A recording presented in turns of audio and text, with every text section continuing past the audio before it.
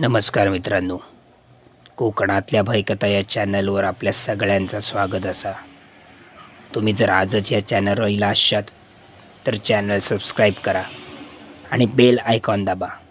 Bell icon दाबल्यावर खाली येणाऱ्या all ऑप्शनला click करा, म्हणजे पुढच्या सगळ्या भयकथांचे नोटिफिकेशन तुमच्यापर्यंत पोहोचतील. मित्रांनो, ही एक सत्यकथा असा. माझे चुलत काका पांडुरंग तिवरेकर, त्यांनी 30 वर्ष मुंबईत जसलोक हॉस्पिटलमध्ये सर्व्हिस केली होती आणि आता ते रिटायर्ड झाले होते. रिटायर्ड झाल्यावर ते मुंबईवरनं कोकणात कुडाळमधल्या आपल्या गावी शिफ्ट झाले. मुंबईत त्यांची रूम होती, पण ते त्यांचं मोठं मुलगं राहायचो आणि त्यांचं दुसरं मुलगं विशाल ह्यो गोव्यात सिप्ला कंपनीत कामाक होतो. आम्ही काकांका तेव्हा नाना म्हणून हाक मारायचो. गावी इल्यावर त्यांनी टाईमपासासाठी म्हणून एक म्हैस खरेदी केली होती. आम्ही लहान असताना जेव्हा आमका सुट्टी असायची तेव्हा आम्ही आमची म्हशी घेऊन नदीत चराक न्यायचो. तेव्हा नाना पण आमच्याबरोबर आपली म्हैस घेऊन नदीत यायची. म्हशी नदीत चरायचे तेव्हा आम्ही एखाद्या झाडाखाली सावलीत बसलेले असायचो. तेव्हा नाना आमका मुंबईची गोष्टी सांगायची. आमका तेव्हा काय मुंबई काय ही माहीतच नव्हता. एकदा तर नाना आमका भूतांची गोष्टी अशी रंगवून सांगायची की बाप रे बाप. गोष्टी ऐकान आमच्या अंगावर अक्षरशः काटो उभं राहायचो. आम्ही नानांका सांगायचो, नाना बस झाले हो भूतांची गोष्टी. भूतांची गोष्टी सोडून काय पण सांगा. कारण ते भयानक गोष्टी ऐकली की आमका रात्री लघवीक पण बाहेर येऊचे वांदे व्हायचे. रात्रभर भूत येताला आणि आमका उचलून नेताला असा रात्रभर वाटत राहायचा. एक गोष्ट ऐकान मात्र नानांची खूप कुतूहल वाटायचा.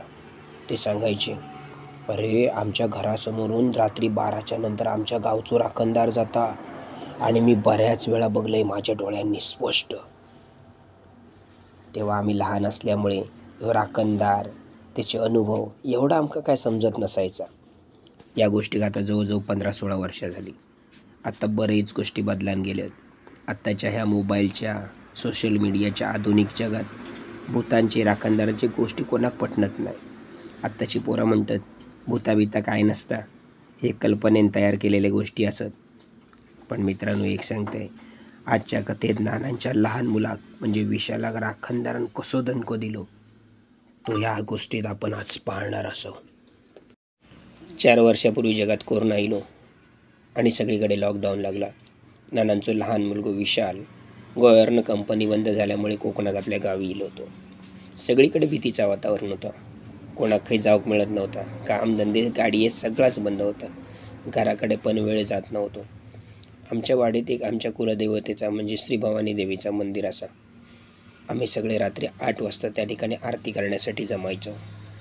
टाईमपास काहीच नसल्यामुळे आरती झाल्यावर रात्री 9:30पर्यंत आम्ही सगळे गोष्टी मारत बसायचो. आमच्यासोबत नाना, त्यांचं मुलगं विशाल, मी, माझे सख्खे चुलत भाऊ असे मिळून 10 ते 12 जण आपण मंदिरात असायचो. तेव्हा पण नाना आमका भूतांची गोष्टी सांगायची.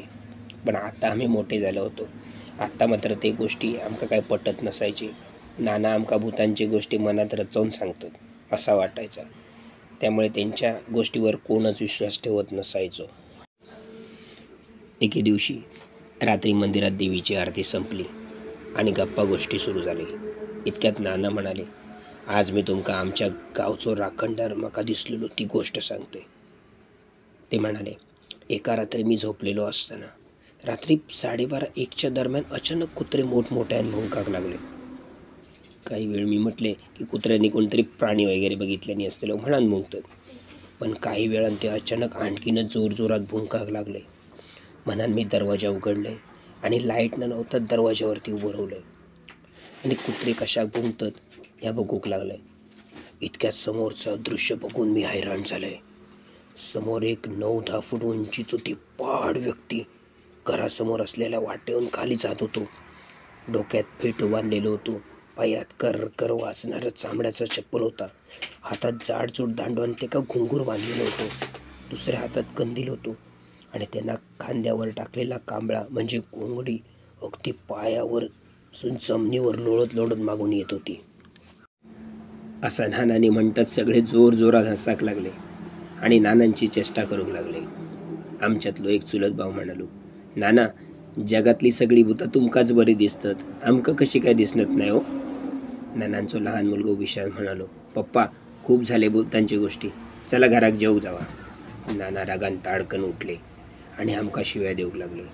म्हणाले, मेल्यानू माझी गोष्टी तुमका पटणत नाही ना. एक दिवस असो येत अशी अडचणीत यशात ना सगळा तुमका पटाक लागात. सगळे पुन्हा जोरात असले. नाना घराक निघान गेले. कोरोनात लॉकडाऊन असल्यामुळे सगळ्यांचा जेवण खाऊन रात्री लवकरच आटवायचा. सगळे लवकरच झोपायचे. आज रात्री नानांनी आणि विशालने एकत्र जेवण केल्याने आणि विशाल नानांका म्हणालो, पप्पा मी जरा रोशनकडे जाते हां, तुम्ही झोपा, मी येते थोड्यात. दरवाजा उघडू ठेवा, म्हणजे तुमका दरवाजा उघडू नको मी इल्यानंतर. नाना म्हणाले, विशाल रात्री 12च्या आत या, जास्त उशीर करू नको.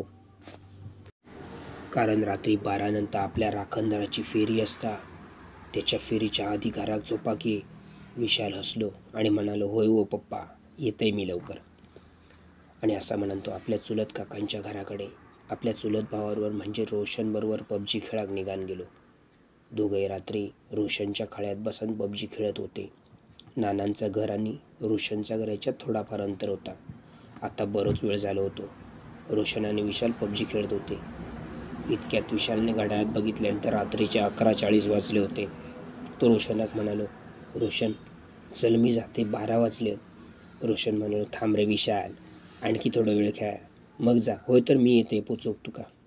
असा म्हणून दोघे पुन्हा खेळाक लागले. खेळता खेळता आता कधीच रात्रीचे 12 वाजले होते. जसे 12 वाजले तसे वाडीतले कुत्रे जोरात भुंकाक लागले. तसं विशाल रोशनाक म्हणालो, रोशन अचानक कुत्रे कसे काय भुंकाक लागले रे? रोशन म्हणालो, अरे ते असेच भुंकतात असतले. विशाल म्हणालो, नाही रे, पण आज जरा जास्तच भुंकतात. रोशन म्हणालो, तू घाबरा नको रे, चल मी तुका पोचवते त्या घराकडे, चल जाऊया. इतक्यात विशाल म्हणालो, अरे नको रे, मी काय घाबराक नाही, मी असंच म्हणतंय आपलं, चल मी जाते घरात. असा म्हणून विशाल घरात जाऊन निघालो. विशालच्या घराकडे जाणाऱ्या पायवाटेवर दोन्ही बाजू घरा होती. त्यांच्या खळ्यातून तो आता घरात जाऊन निघालो होतो, कारण त्या ठिकाणाहूनच पायवाट होती. रात्री 12 वाजल्यामुळे सगळी लोक जेवण खाऊन अगदी झोपी गेली होती. सगळ्यांची लाईटी बंद होते. विशाल मोबाईलच्या उजेडात त्या पायवाटेवरनं चलत होतो. आजूबाजू पूर्ण काळोकुट्ट अंधार होतो. कुत्र्याचा भुंकणा जोरदार सुरू होता. चालता चालता विशाल अचानकपणे एका घुंगराचा आवाज येऊ लागलो. विशाल जागच्या जागी थांबलो आणि घुंगराचा आवाज खैसून येता याचा अंदाज घेऊ लागलो. तेव्हा त्याच्या लक्षात इला की समोरून घुंगराचा आवाज येता.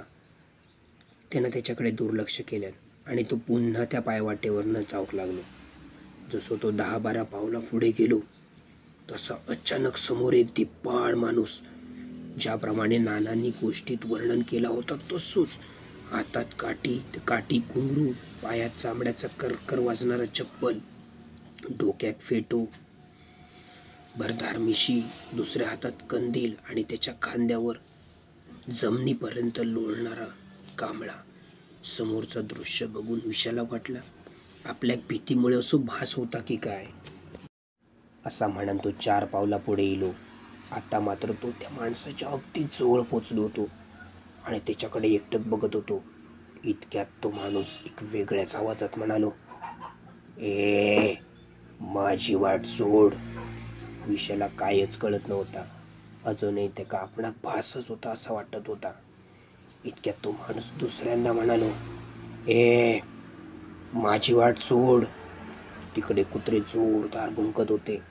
विशाला आता आपण मागे जायचं की पुढे जायचं ह्याच कळत नव्हता. तो थोडंफार विचार करत होतो. इतक्याच तो माणूस तिसऱ्यांदा ओरडलो, ए माझी वाट सोड.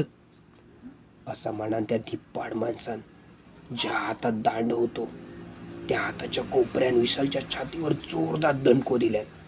तो विशाल बाजूच्या एका शेजाऱ्याच्या खळ्यात उडावलो.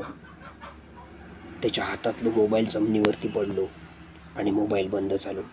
विशाल कसं बसं उठलो आणि जोरात ओरडाक लागलो, पप्पा पप्पा. ज्याच्या खळ्यात पडलो होतो त्या घरातली लोक, आजूबाजूची लोक त्याच्या ओरडण्यान उठली आणि बघतात तर काय, विशाल जमिनीवर पडून जोरात ओरडत होतो. एका माणसानं नानांका हाक मारल्यान आणि नानांका खाली बोलवून आणल्यान. नाना धावत इले. बघितल्यानंतर विशाल खूप घाबरलो होतो. घाबरत तो म्हणालो, पप्पा तुम्ही जो राखणदाराची माका गोष्ट सांगितलेलात तसोच माणूस माका घराकडे येताना आता वाटेवर मिळालो. मी घराकडे येत होते आणि तो समोरून येत होतो. आम्ही दोघंही समोरासमोर इलो.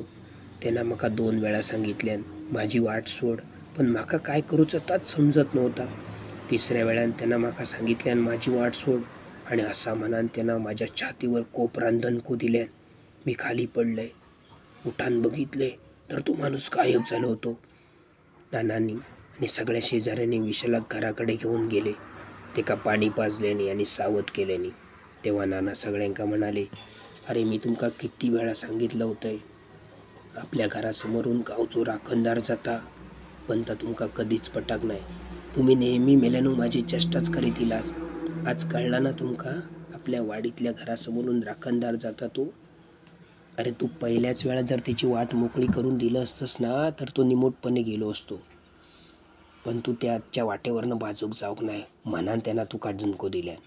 यापुढे सगळ्यांनीच लक्षात ठेवा, ऐसून राखणदाराची फेरी असता, पण तो तुमका दररोज दिसाचो नाही. काळ वेळ जुळान येली तरच तो तुमका दिसतलो. दिसल्यावर मात्र एकच गोष्ट करा, त्याची वाट मोकळी करून द्यावा. त्याची वाट मोकळी झाल्यावर तो तुमका काहीच करूचो नाही. तो आपल्या मार्गाने निघान जातलो. मित्रांनो, ही गोष्ट जर तुमका आवडली असत तर जास्तीत जास्त लोकांका शेअर करा, लाईक करा, कमेंट करा. आणि तर तुम्ही आजच ह्या चॅनलवर इला असाल तर कोकणातील भयकथा ह्यो चॅनल सबस्क्राईब करू मात्र विसरा नका. आजपर्यंत मी तुमची या ठिकाणी रजा घेत आहे. धन्यवाद.